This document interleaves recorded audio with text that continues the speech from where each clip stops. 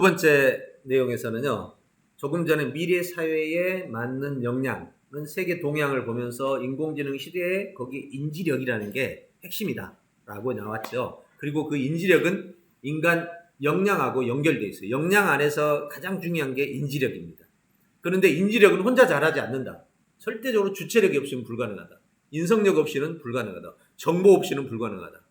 정보가 있어야 인지 역량이 자랍니다. 정보가 자극을 해야 생각을 하고 질문을 하고, 주체성이 있어야 탐구하면서 인지력이 자라고, 정보를 배우고, 인성이 있어야 위험 속에 처하질 않아요. 인성이 나쁜 사람은 자꾸 갈등 관계를 많이 만들어요. 갈등이 많이 만들어지면요, 자꾸 어떤 것에 집중을 못해요.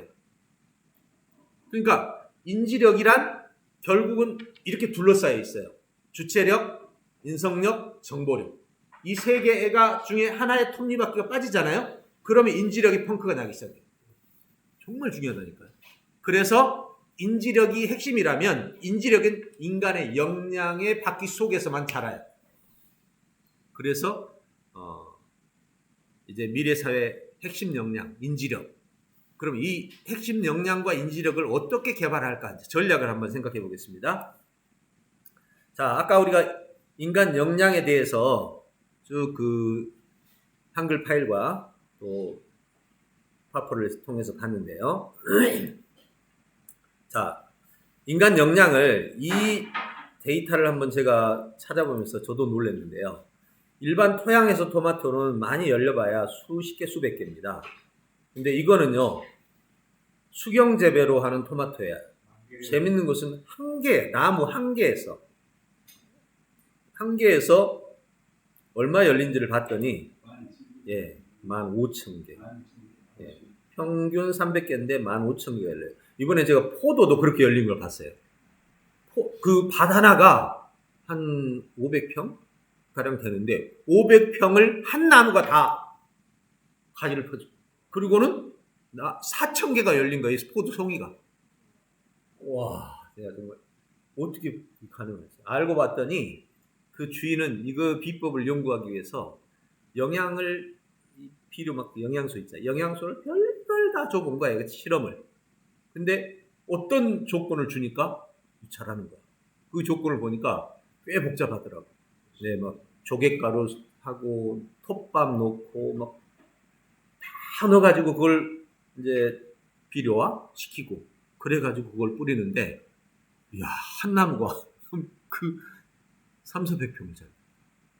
그러면 이제 인간으로 돌아오면 어떻게 되겠어요? 인간도 마찬가지라는 거죠. 인간의 유전자가 얼마나 놀라운지 아시잖아요. 예. 세포 하나당 30만 개의 염색체, 맞아요. 30만 개의 그 ATGC라는 유전체가 있다. 우리 몸에는 60조 개가 있고 세포가. 이 엄청난 유전자 세계를 어떻게 다 깨우내니까.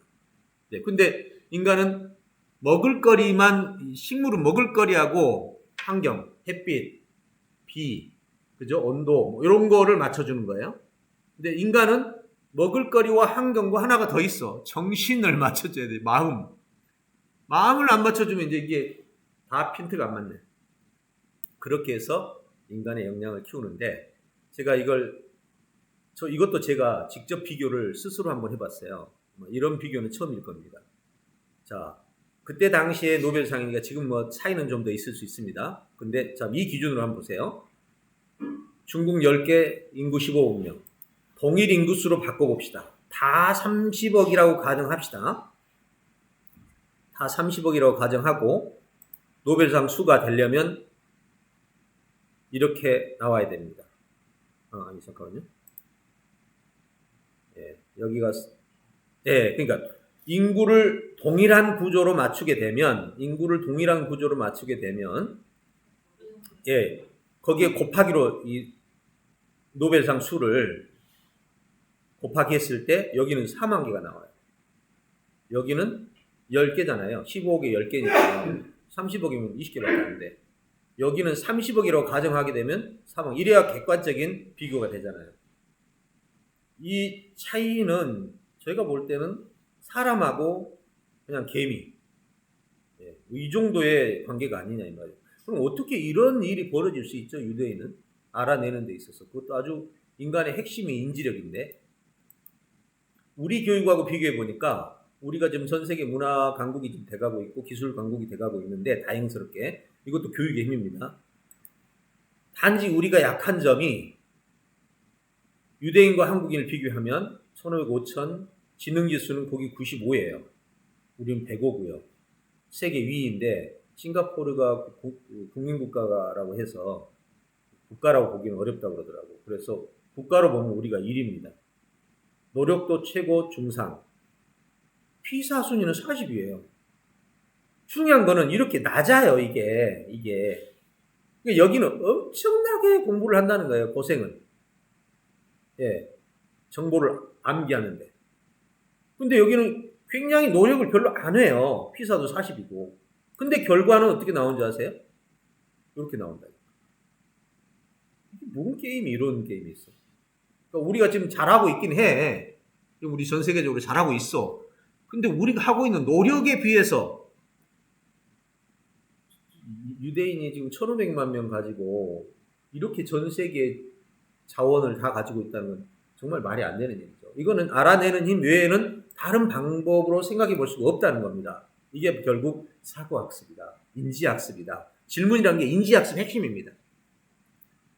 우리는 아직도 암기에서 사실은 벗어나지 못하고 있고요. 단지 너무 암기를 많이 했니 하나님이 좀 보다 못해서 이렇게라도 좀 해주지 않나 싶은 생각이 들어요. 어쨌든 우리가 바꾸긴 바꿔야 돼. 이 정도 노력이요, 요거. 이 정도 노력에 인지학습을 했다면 유대인들은 아마 발꼬라지도 못 따라올 것 같아요. 자, 이게 바로 우리의 모습이다. 이렇게 보시면 되겠습니다. 자, 그래서 인류 문명을 만든 유대인의 역량, 알려진 것을 잘 아는 역량, 학습 역량, 모르는 것을 알아내는 역량, 창의 역량. 이것을 인지 역량이라고 부른다. 이제 인지 역량 정확하게 정의되어 있죠. 아는 것입니다. 알아내는 것입니다. 이 두 가지입니다. 자, 그럼 여기서 인지 역량 개발을 위한 간단한 한번 큰 그림을 한번 그려볼게요. 자, 인지 역량. 어떻게 우리는 인지 역량을 개발하죠? 아는 것이 힘, 기존 정보와 신규 정보, 창의 정보 이렇게 나눕니다. 대표적인 단어를 쓰면 학교. 여기는 신규 정보는 저술입니다. 여러분, 최신의 정보는 학교 교과서로 들어오지 않아요. 수년이 있어야 들어와요. 그러면 새로운 정보는요, 잘 보십시오. 기존 정보에서 힘을 얻는 사람은 많이 알아야 돼요. 새로운 정보 앞에서는 꼼짝 못해요. 그러니까 교과 정보를 많이 알았어. 그러면 시험 치거나 이런 데는 유리하지만 새로운 정보는 새로 나온 책을 읽지 않았기 때문에 당연히 이쪽 분야에서는 떨어집니다. 그래서 신규 정보에는 독서가 최고예요. 어차피 교과서가 없으니까. 여기가 일본의 사례를 들 수 있습니다. 명치 유신 때 전 세계의 정보를 다 가져와서 국민들에게 보급했던 거죠. 여기 알아내는 것이면 연구 정보입니다. 노벨상의 사례죠. 결국 이 세 가지가 인지 역량을 개발하는데 정말 중요한 요소인데, 자, 여기서 잘 보셔요.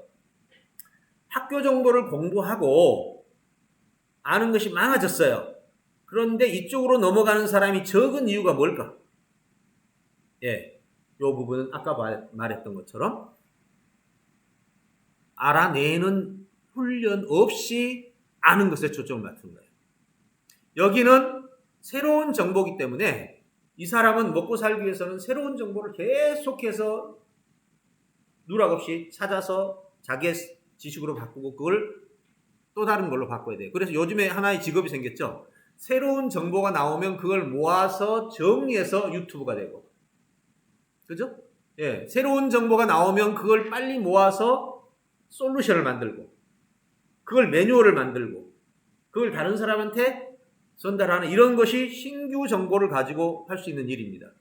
이거는 학교만 공부했으면 저는 지금 현재 아이들에게, 직업이 없는 아이들에게 요걸 좀 훈련시켜주고 싶어요. 너 책 읽고 할 수 있잖아. 그러면 신규 정보만 잘 찾아다가, 주제만 잘 잡아서 잘 찾아다가 읽고 요약하고 정리해서 그걸 유튜브로 내든지, 요즘에 유튜브는 대부분 이런 거잖아요. 뉴스 하는 사람들 전부 신규 정보 어디선가 찾아다가 해외 사이트에 가서 찾아다가 그냥 우리나라에 배포만 해도 40만, 100만 명씩 간단 말이에요. 이것만 해도 길이죠. 그리고 이제 이거는 정말로 오늘날의 문명을 만든 힘이죠. 이것은.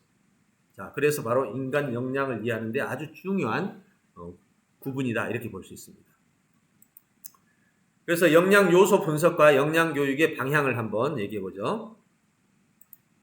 자, 인간 역량 정의는 아까 앞에서 다뤘으니까 무언가를 할 수 있는, 남이 못하는 무언가를 할 수 있는 이라고 표현하면 됩니다. 주요 기관에 대한 부분도 아까 했으니까 넘어가겠습니다.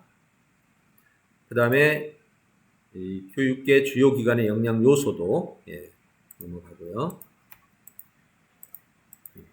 이게 이제 알고리즘 사고라고 정리를 했습니다. 그래서 저는 이제부터 one for all, 알아내는 학습 전략에 대해서 지금부터 이제 다루겠습니다. 자, 역량은 진짜 이제 했습니다. 인지 역량. 인지 역량을 둘러싸고 인성, 정보, 주체. 순서로 보면 주체가 먼저입니다. 주체, 인성, 정보, 그리고 중앙에 인지. 이걸 통합해서 핵심 역량이다. 인간의 핵심 역량이라고 부른다. 그리고 어땠다고요? 인지 역량을 개발하는데 주변에 있는 세계가 하나라도 펑크나면 인지의 발전에 타격을 입는다. 이렇게 정리를 했습니다. 그러면 이제 지금부터 인지에 대해서 알아내는 역량은 인지학습이니까 자, 알아내는 역량, 학습 역량과 업무 역량이 있는데 아까 이건 얘기했습니다. 학습을 잘했던 것과 업무를 잘하는 것은 어떤 관계가 있을까? 공부 잘하면 일도 잘할까? yes or no 했는데 모든 연구 결과가 not equal로 나왔습니다. 이유는 뭐라고 그랬죠?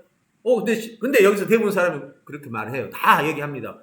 실제로 학교 나온 사람, 좋은 학교 나온 사람이 다 성공 높은 지에 있는 거 사실이지 않습니까? 그럼 이제 이때 대부분 답을 못해요. 그건 아닙니다. 시스템이라는 흐름 속에 놓여 있어가지고 그 시스템 속에 있었기 때문에 좋은 학교, 좋은 회사 이렇게 가다 보니 부익부가 된 거예요. 여기서 직접 자기 혼자서 공부를 해서 스스로 역량을 키운 사람은 학위가 없기 때문에 일이 못 들어가. 능력은 뛰어난데 못 들어가. 띄워주질 않아. 왜? 여기 학교는 돈을 많이 내고 다녀야 되거든. 아니면 뭔가를 국가가 요구하는 기준치를 달성해야 되거든. 그래서 이 부분이 앞으로 교육에 저는 이게 필요하다고 봅니다. 지식에 의한 측정 플러스 탐구를 통해서 자기가 지식을 얻어갈 수 있는 능력, 요 두 개가 어디에 있었든지 간에 그 능력이 평가돼서 그 점수가 나오면 그 시스템 안으로 넣어주는 거죠. 부익부의 시스템 안에 넣어주는 거예요. 여기서 자랐어도 평가를 해보니 얘는 하드디스크가 1TB네. 그럼 너 이리 와. 이렇게 넣어줘야 되는데 이 측정 장치가 없어요. 진단이. 요게 없단 말이에요. 요게 없으니까 이 아이가 뭘 가지고 있다 해도 제도는 어떻게 말합니까? 한 사람이 봐서 그렇다. 안 믿어져. 시스템이 그렇다 해줘야 믿어준단 말이에요. 요걸 측정할 수 있는 시스템을 만들어서 학교를 한 번도 가본 적이 없는데 측정해보니까 얘가 인지, 인성, 주체, 정보량 이게 뭐야? 그럼 이 아이는 이리 들어와야지. 요렇게 되는 시대가 와야 된다 이거죠. 그래서 이 진단표는 저에게 있어서는 어떤 건 줄 아세요? 인류가 정말로 하나의 진단 시스템 속에서 수준이 측정이 될 수 있는 시대. 이게 바로 제가 꿈꾸는 하나의 시대다. 이렇게 보시면 되겠습니다. 자, 그래서 학습 역량은 원무 역량이 불일치는 바로 그런 거다. 자, 그래서 one for all이란 one for all for one 해서 한 사람의 모두를 만들고 모든 사람이 한 사람을 이해한다 라는 이야기입니다. 쉽게 말하면 인류의 위대한 인재는 절대로 혼자서 태어나지 않습니다. 많은 사람의 희생을 통해서 태어나죠. 인류 문명도 어마어마하게 많은 사람의 희생의 집약체죠. 저는 참 안타까운 게 인류 문명의 그 지식과 기술과 도구들이 저 하늘에 마치 떨어지기를 기다리고 있는데 잡아가는 사람이 없는 거예요. 어마어마한 기술이고 나는 그 책을 읽을 때 이런 태도입니다. 오늘은 정말 이 사람이 평생 연구한 내용을 내가 오늘 이 한두 시간을 통해 나한테 지금 가져오는 거잖아요. 어마어마한 일이라는 거예요. 저 영화 한 편 볼 때마다 야 이거 200억짜리 이렇게 본다니까요. 그러면서 그 속에서 뭔가를 찾으려고 해요. 그것이 만들어지기까지 필요했던 거죠. 예, 그래서 이런 요소를 우리가 생각해 보자. 그래서 역량에서 올이란 이런 거다. 예, 이렇게 주체, 인지, 정보, 인성이다. 그래서 인간 역량의 전체 요소다. 이것은 OECD도 거의 인정을 합니다. 같이 이야기하고 있습니다. 그래서 여기는 교과서 공부, 알고리즘 훈련, 교과서 공부라는 측면에서 정리를 해봤고, 그 다음에 알고리즘이 뭐냐? 따라서 하면 그대로 되는 레시피와 매뉴얼, 논문을 읽고 따라서 하면 되는데 책을 읽고서 하면 안 된다. 이것도 결국 책을 읽고 되게 하려면 이렇게 하면 됩니다. 내 아이 잘 키우기 위한 책을 수백 권, 지구상에서 만들어 놓은 책 모두를 읽고 중복 누락을 제거하고 질서를 잡으면 그거 따라서 하면 됩니다. 네. 근데 책 한 권 읽고는 절대로 안 됩니다. 바로 이것이 알고리즘이다. 네, 이렇게 생각하면 됩니다. 요거 정말 재밌는 이야기 있었죠. 유튜브에도 많이 나오는데 아이한테 빵을 먹는 과정을 말로 설명하라고 합니다. 자, 빵 두 쪽을 준비한다, 땅콩버터를 준비한다, 빵에 바른다, 젤리를 준비한다, 뭐 등등 이렇게 하고 나서 실제로 아이한테 말로 해보라고 하는 거예요. 그럼 이거 이렇게 하게 되면 나이프로 빵에 바른다. 그럼 나이프를 빵에다 바른 거예요. 젤리를 버터를 가져오라는 말 없잖아요. 아이들은 보통 이렇게 말해요. 그러면 아빠가 옆에서 따라서 하는 거예요. 시킨 대로 빵 두 쪽을 준비했다, 땅콩버터를 준비했다, 나이프로 빵에 바른다 이렇게 하거든요. 아직 지금 나이프로 버터에 넣은 적 없잖아요. 그러니까 아빠는 시킨 대로 나이프를 갖다가 빵에다 바르고 있어. 그게 아니고 여기 버터를 해야지. 너 버터 열라고도 하지 않았잖아. 뚜껑도 안 열었잖아. 그럼 그때서야 생각해보니 그러네. 그래서 그걸 몇 번 하고 나면 얘가 이제 꼼꼼히 하게 되는 습관이 생기는 거예요. 이런 작은 훈련에서부터 이제 시작되는 거죠. 그래서 유튜브 아주 재밌습니다. 이 정교한 코딩 매뉴얼은 이렇게 된 거죠. 버터와 잼과 숟가락 빵을 준비한다. 왼손으로 딸기잼을 잡는다. 아니 딸기잼 병을 잡아야지. 오른손으로 딸기잼 뚜껑을 연다. 오른손으로 숟가락을 든다. 빵을 왼손으로 잡는다. 잼 숟가락으로 버터를 뜬다. 이렇게 해야 로봇이 알아서 할 수 있는 거, 따라서 할 수 있는 거죠. 이게 바로 알고리즘 훈련이다. 그래서 자 이제 드디어 어느 알고리즘 학습법으로 한번 가봅시다. 중학교 기술 과정 설계에 대한 기술 지문입니다. 이 지문에서 이 부분만 땄습니다. 자, 이 부분만 따가지고 이 지문을 장기 기억으로 만드는 전략을 한번 찾아가 보겠습니다. 인지심리학에 의하면 정교화, 연결해라. 부호화, 정보를 묶어서 사과배감을 과일로 만들어라. 생성화, 정보의 개념을 요약해라. 단어화시킬 수 없는 거, 과일로 말할 수 없는 게 있어요. 아이가 책을 읽고 있다. 아이가 글을 쓰고 있다. 아이가 연필을 가지고 생각하고 있다. 자, 얘가 뭐 하고 있니? 라고 물으면 이런 경우는 단어가 없다고, 과일처럼. 이럴 때는 뭐라고 말해야 옳으니? 아이가 공부 중이다 라는 말로 합쳐진단 말이에요. 이런 것을 생성화라고 그래요. 검증화, 이 세 가지가 정확하게 근거가 있냐? 근거를 설명할 수 있어야 돼. 논리적으로. 체계화, 이 네 가지를 토대로 설계해야 돼. 이걸 뭐라고 부르는지 아세요? 학문이라고 불러요. 학문. 학문은 뭐라고 그러죠? 흩어진 정보를 모아서 체계화시키는 걸 학문이라고 그래요. 근데 그 체계화에는 요게 있어야 돼. 요거는 인지심리학에 다 나오는 내용이야. 근데 이걸 제대로 가르쳐 줄 수 있는 시스템이 뭐냐? 자, 그러면 우리가 바로 이 기술을 가지고 있죠. 자, 보세요. 자, 이게 글입니다.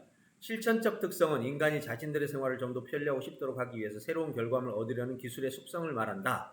우리가 입고 있는 옷을 자연 물에서 화학성으로 바꾸는 것이나 호롱불에 촛불을 사용하는 것에서 전기를 만드는 것 등 다양하고 창의적인 생각으로 많은 제품들이 개발되고 개선되었다라는 지문입니다. 이 지문에서 한번 봅시다. 자, 어떻게 방금 앞에 말하는 이것이 다 사용되는지. 주제, 설계 나왔습니다. 이제 결과를 놓고 한번 들어가 보죠. 자, 주제 파악 먼저. 주제 파악은 여기 나왔습니다. 근데 이 주제는 어떻게 나오나요? 여기서 나오죠.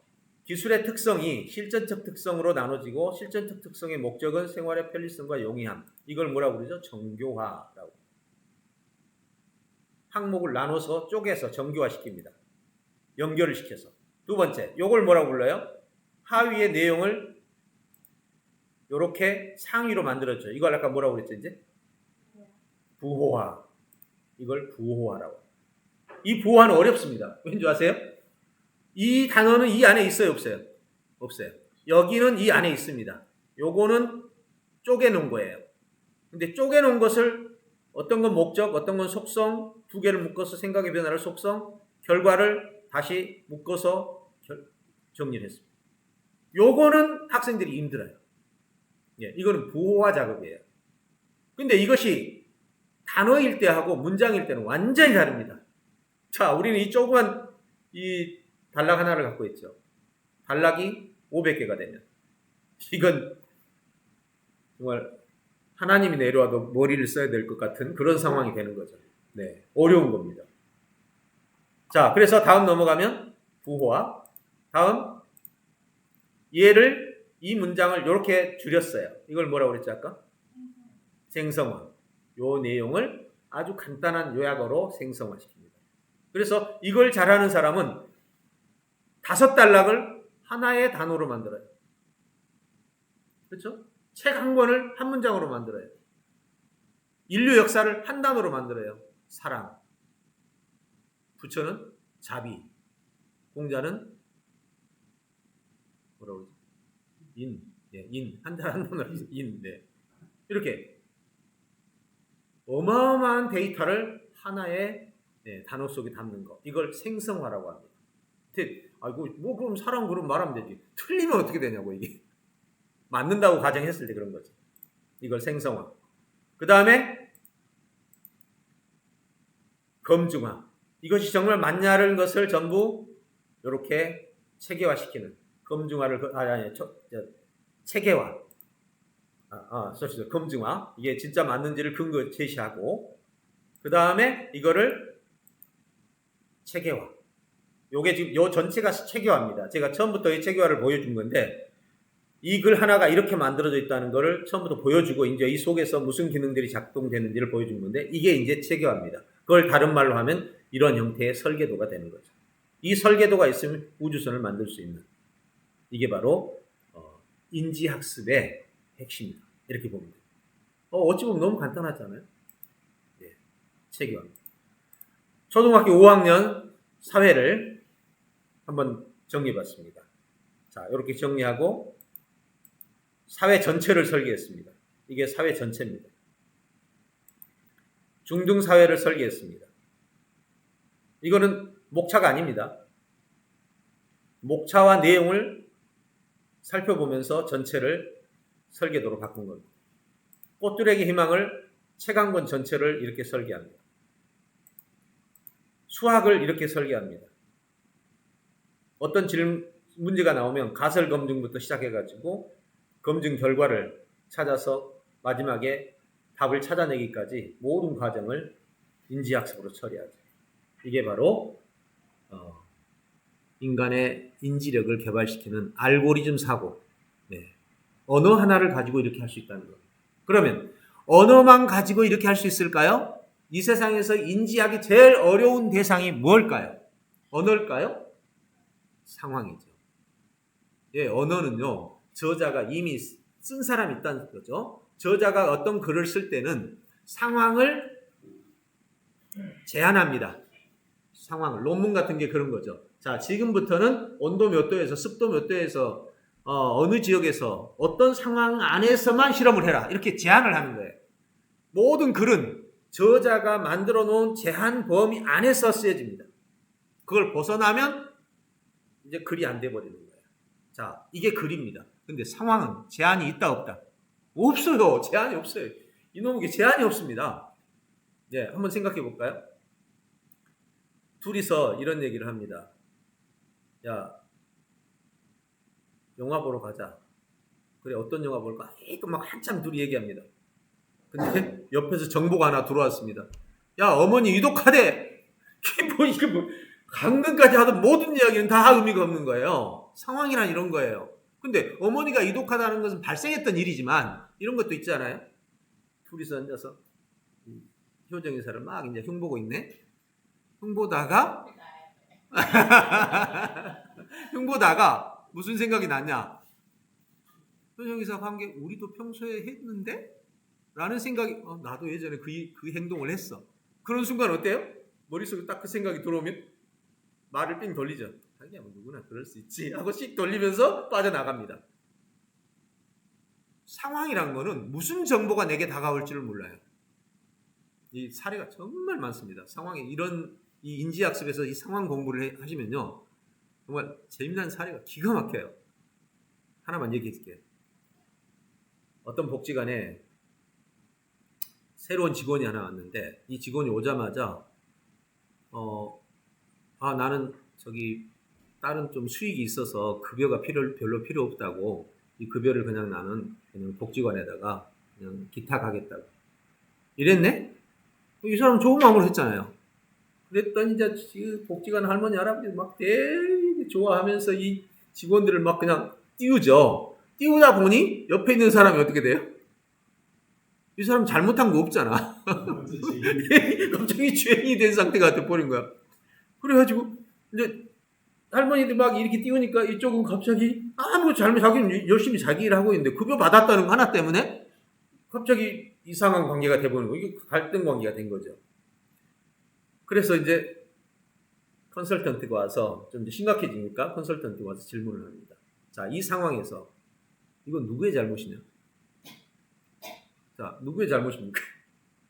요거 시기한 이 기존 직원의 잘못입니까? 아니면 돈을 기탁한 사람의 잘못입니까? 칭찬한 할머니의 잘못입니까? 아무도 잘못 사람이 없는 거예요. 아무도. 근데 여기서 이제 한 단계를 파고 들어갑니다. 자, 기존 직원의 입장에서 너는 좀 더 나은 인지를 해볼래? 야, 쟤가 저렇게 했으니 쟤를 칭찬해주면 너도 같이 올라가.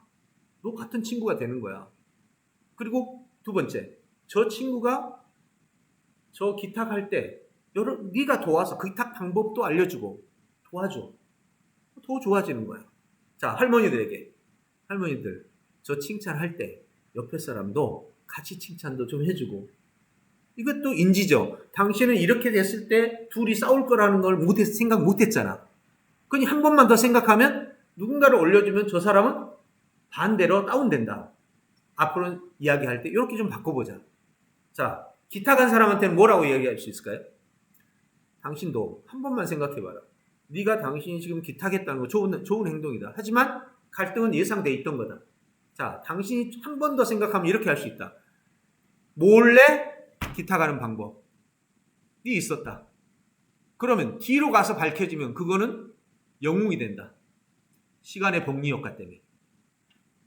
두 번째 방법. 당신이 주는 그 300만 원이면 이 복지관이 잘 되게 하기 위해서 하지 않았냐. 그러면 이 300만 원으로 정책 자금을 받아내는 컨설팅 비용, 컨설턴트를 써서 이 복지관에다 비용 받아서 하잖아요. 그런데 직원들이 해야 되는데 그걸 전문 컨설턴트를 써가지고 300 주면은 정부 자금 엄청 받아낼 수 있지. 이랬더라면 300이 3천이 되고 3억이 됐다. 조금만 인지를 확대시키면 이게 상황이라는 겁니다. 상황에는 정답이 없어요. 어마어마한 변화만 있을 뿐이다. 이렇게 보시면 돼요. 그래서 그러면 교육을 상황인지로 하지 왜 언어인지로 했을까요? 자, 퀴즈. 아니 훨씬 뛰어난 상황인지가 있는데 왜 한계가 있는 언어에다 맞춰 그 언어를 가지고 그냥 10, 20년을 그렇게 씨름하고 앉아있냐고. 왜 이 미련한 짓을 하고 있느냐고. 왜 그랬을까요? 과거 사람들이 미쳤을까요? 상황인지가 더 좋은데? 예? 언어는 사라지지 않으니까. 또 네. 방금 말한 게 다 맞습니다. 더 많은 이유도 있어요. 일단 상황인지로 들어가려면요. 교육비가 지금의 10배 내지 100배 듭니다. 네. 플랜을 한번 생각해 보세요. 사람들을 그 상황 속으로 집어넣어서 체험학습을 생각해 보시면 알잖아요. 돈이 감당을 못합니다. 두 번째, 장점이 있어요. 언어학습이. 언어학습은 상황은요, 내가 발견할 수 있는 한계가 있어요. 학생의 수준이 있어. 근데 언어는 이미 위대한 저자가 상황을 보고 발견한 내용들이야. 그러니 간접으로 위대한 사람의 그 접근 방법들을 배우게 돼. 이거야말로 언어를 쓰는 이유 중에 1번입니다. 두 번째, 언어를 썼을 때 언어가 가지고 있는 가치, 인간의 생각하는 능력, 인간은 생각하는 능력과 도구를 사용하는 능력을 가진 동물이다. 이때 생각하는 능력은 알겠는데 왜 도구를 사용한다는 게 왜 두 번째 나왔냐 이거죠. 바로 도구 중에 도구가 인류의 문명을 도구라고 합니다. 그 도구의 1번이 뭔지 아세요? 언어예요. 언어가 1번입니다. 도구 중에. 인류가 개발한 도구 중에 최고의 도구가 언어의 1번이에요. 이 언어를 사용할 줄 안다는 것은 이 지능에 직격탄입니다. 어마어마한 영향을 미치는 거예요. 이 언어를 사용하는 것이. 그래서 언어를 지금도 사용하지 못한, 문자를 사용하지 못하면 바로 지금 원시인입니다. 그리고 언어 능력이 뛰어나면 당연히 지능이 뛰어나게 돼 있어요. 그래서 언어를 가지고 뭐에 접근한다? 인지에 접근하고 그 인지로 상황을 해결한다. 그러면 인지로 언어에 접근하고 언어로 접근하고 언어에서 얻은 것을 상황에 가서 10%만 체험해도 되는 거죠. 문제는 상황 속에서 인지하는 훈련이 없어, 아예. 이게 현재 교육의 엄청난 함정이죠. 네, 그래서 인지는 크게 3개로 접근합니다. 언어, 말과 글, 두 번째, 그림과 영상. 요즘에 영상이 생겼습니다. 네, 그리고 영상도 인지 도구의 엄청난 도구입니다. 세 번째가 상황입니다. 인간은 이 3개 외에는 접근할 채널이 없습니다. 이 3개. 그래서 그 중에 언어로 접근하고 언어의 80%, 나머지의 20% 정도 배정하면 최고의 수준의 인지 역량을 기를 수 있다라고 정리를 할 수 있습니다. 자, 여기까지 미래 역량을 어떻게 개발할 것인가에 대해서 한번 살펴봤습니다. 자, 그러면 이제 여기까지 하고요. 오늘 하려고 했던 거 이제 본격적으로 한번 해보겠습니다.